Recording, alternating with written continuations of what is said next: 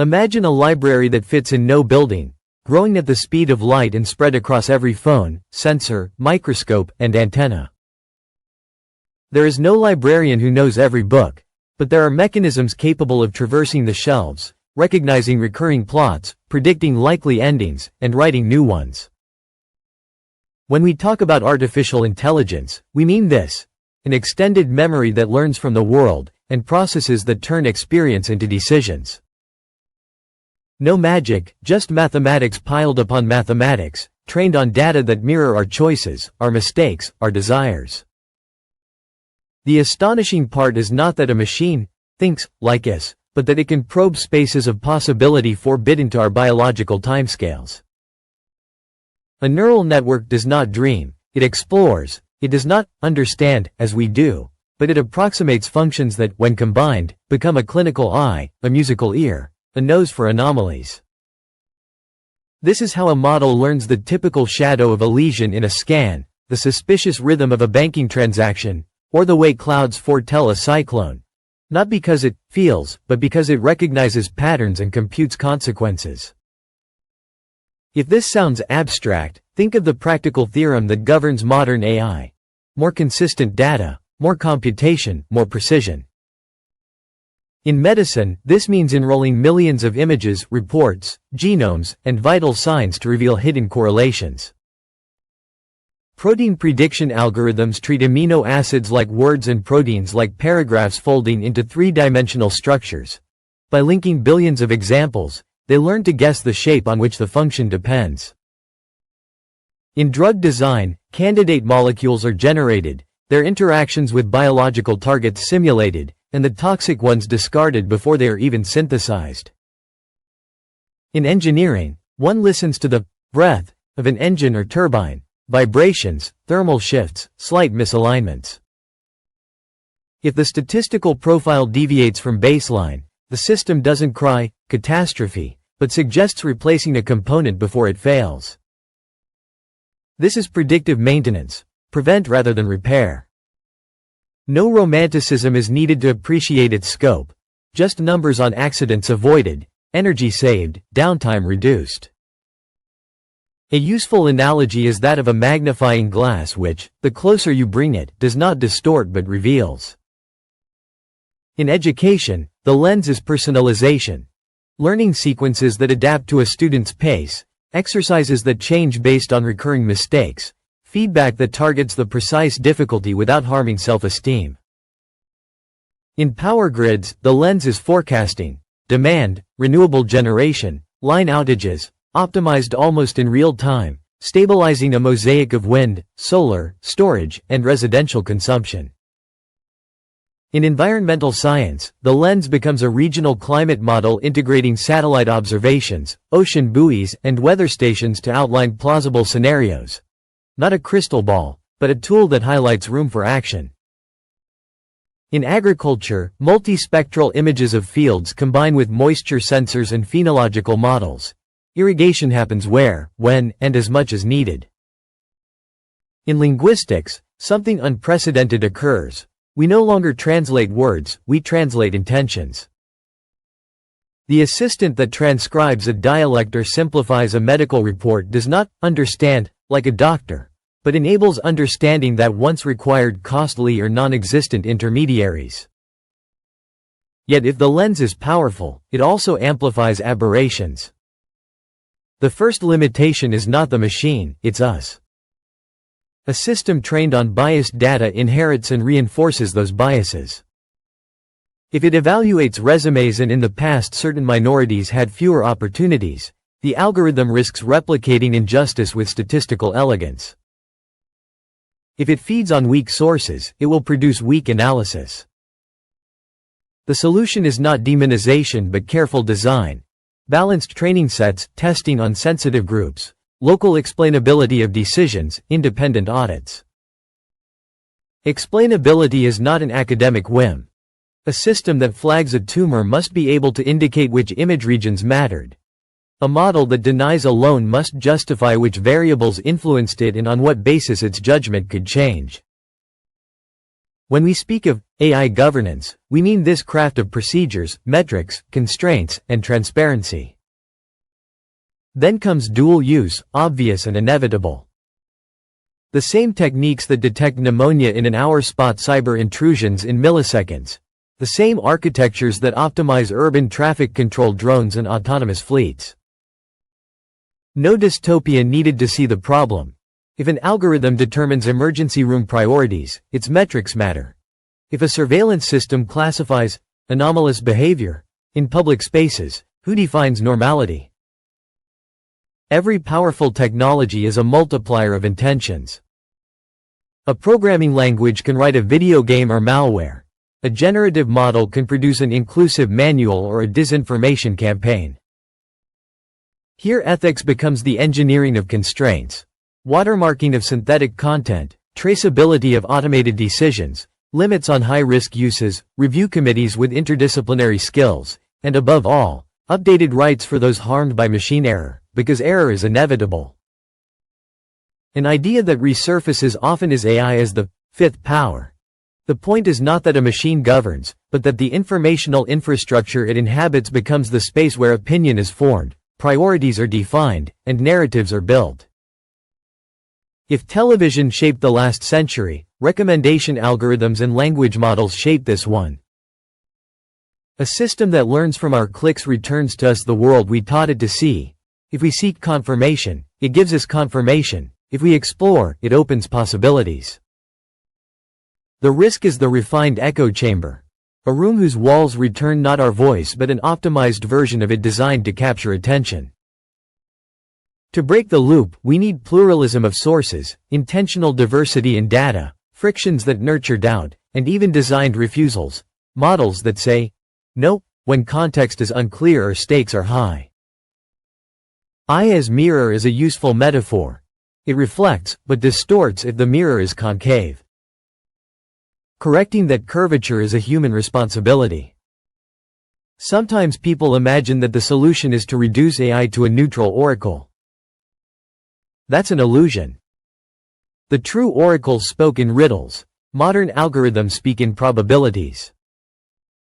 In both cases, interpretation is ours. The right question matters as much as the answer. Ask, who is right? And the machine will seek majorities. Ask, which hypotheses compete and with what evidence, and it will offer maps. The design of conversational interfaces should teach us to ask better questions, to distinguish facts from opinions, diagnoses from prescriptions, to flag uncertainty. Tone, too, can deceive us. Some systems sound empathetic or enthusiastic simply to increase user engagement, but warmth of tone must not disguise margins of error. An assistant that compliments you is not smarter, it may just be better trained to keep you talking. True maturity lies in combining usefulness and honesty. I don't know when it doesn't know, citations when they can be given, clear boundaries between data and inference. If we widen our view, AI becomes a stage in the history of our cognitive prostheses. Writing extended memory, printing accelerated diffusion, calculation automated arithmetic, networks compressed space. Now, we are automating the generation of hypotheses.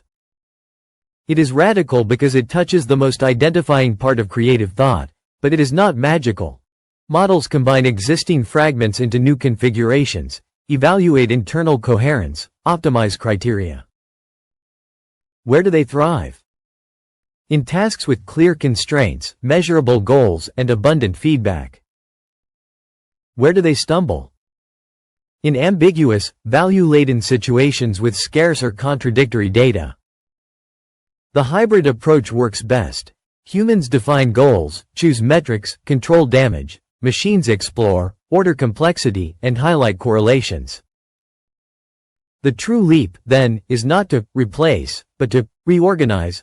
Mundane tasks evaporate, new skills emerge, others are transformed. If it happens too quickly, social costs explode. Technology is not neutral with respect to time. Without transition policies, training, economic security, and dignity in work, the promise of prosperity narrows to a few. There is an even subtler boundary. the psychological one in our relationship with machines. We tend to attribute intentions where there are only functions, to project feelings onto well-designed interfaces. It is the same ancient temptation of the oracle, to ease anxiety by delegating choice. A model that advises can turn into one that decides for me in just a few weeks. To prevent this, we need two antibodies: widespread critical literacy and design that always returns the weight of decision to the human whenever the action carries ethical or legal consequences. This is not about slowing innovation, but about orienting it. A concrete example is the concept of human in the loop. AI proposes, the human verifies, confirms, modifies, or rejects. It's not a defensive ritual, it's an epistemic device. It short-circuits the tendency toward automatism, forces reasons to be made explicit, and leaves traces for future audits. Another example is two-channel verification. One model generates, another critiques or stress tests it. If they agree within set thresholds, the process proceeds. If not, human supervision is required. These mechanisms do not eliminate error, but they make it rare and traceable. On the security front, AI is simultaneously shield and sword. In critical systems, healthcare, finance, energy, transportation, it already acts as a silent guardian, scanning for anomalies.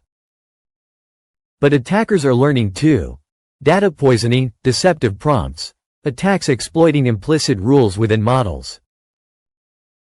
Resilience, then, is not a single measure but an ecosystem. Curated and versioned datasets, isolated networks where necessary, continuous monitoring, operational kill switches, periodic drills. Above all, transparency about incidents. Every mature sector grows by sharing its errors. Legitimate confidentiality must not turn into technological omerta. At the same time, civil society must demand accountability. When a classification system fails and harms a person, who repairs, who compensates, who corrects the model? Without clear answers, trust erodes and beneficial use recedes. There is also the temptation to portray AI as a hostile entity that lies knowingly. In reality, generative models have no moral intentions. They produce outputs coherent with the data and training signals they receive.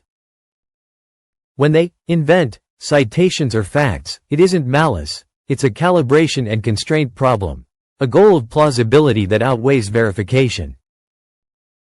The right response is not to attribute malevolence but to improve architectures, training, and interfaces. Systems that better distinguish between creative generation and factual information. Dedicated channels for reasoning that requires sources, mandatory citation mechanisms wherever possible. Even the conditional, paradoxically, is a technical virtue. Declaring uncertainty when evidence is limited is not rhetorical, it is good science. The geopolitical dimension cannot be ignored. Power and vulnerability go hand in hand. Countries with more computing power, data, and talent accelerate. Those left behind depend on external platforms for healthcare, education, security, and culture. But technological hegemony is not destiny. Open standards, interoperability, robust public research, and scientific cooperation can restore balance. Scale is not the only winning parameter. Smaller models, well trained on targeted domains and deployed at the edge, on personal devices, protect privacy and cut energy costs. The pluralism of techniques, symbolic, neural, hybrid, neuromorphic, is an insurance policy against futures we cannot foresee. The choices made today set trajectories. Which hardware we fund, which datasets we curate, which use cases we promote, how much energy we devote to powering the ecosystem. If the cost of AI is a growing energy footprint, then computational efficiency becomes environmental ethics. The most radical question remains: what does AI say about us? Those who criticize it as a mere instrument of control are partly right if they look at how algorithms can amplify the asymmetry between those who collect data and those who provide it. But there is another reading, less bleak, more demanding. AI forces us to clarify what we mean by knowledge, how we justify a decision, what value we assign to human time freed by automation. If we extend the mind into a digital environment, we must educate that extended mind, not with catechisms but with practices. Insert counter checks as habit. Reward uses that reduce suffering and waste. Document. Make refutable what can be refuted. Accept that some domains, care, justice, art, require human presence not out of nostalgia, but for the density of responsibility they carry. When we say, AI is a mirror, the phrase risks sounding vague. But if you take the metaphor seriously, you see why naive optimism and absolute pessimism are two faces of the same evasion. The point is not to ask whether it will dominate, but how to align technical objectives and human values in a process that will not end in 6 months or 6 years. The compass exists. Minimize harm, maximize understanding, distribute benefits, elevate judgment. The rest is engineering, law, education, and culture, working together. It is not a flashy slogan, it is a long endeavor, and, finally, one within our reach. If you've read this far, it means you love curiosity as much as we do. If you enjoyed this journey, leave a like, write a comment, and subscribe to the channel. It's the best way to support what we do. Your presence truly makes a difference. Until the next exploration.